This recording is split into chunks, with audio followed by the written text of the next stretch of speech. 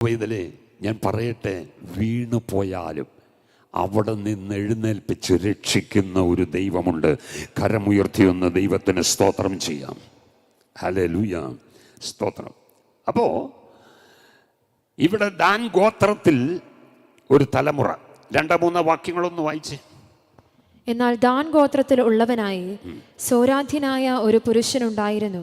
അവന് മനോഹ എന്നു പേർ. അവന്റെ ഭാര്യ മച്ചിയായിരിക്കൊണ്ട് പ്രസവിച്ചിരുന്നില്ല.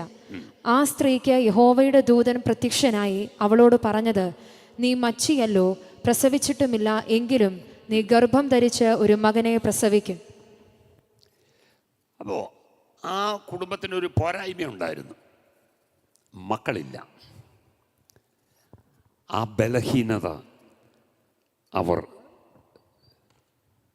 തിരിച്ചറിഞ്ഞ കുടുംബമായിരുന്നു. ഒരു തലമുറയില്ല എന്നുള്ളത് തിരിച്ചറിഞ്ഞ് അവരാ വിഷയത്തിൽ ഒരിടത്തു നിന്നും പരിഹാരം കിട്ടത്തില്ല.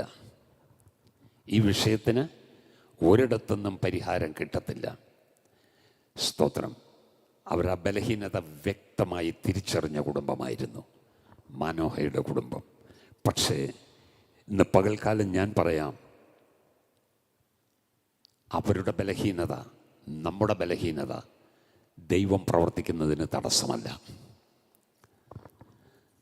നമ്മുടെ ജീവിതത്തിൽ എന്ത് ബലഹീനത വന്നാലും ദൈവം പ്രവർത്തിക്കുന്നതിന് അത് തടസ്സമല്ല.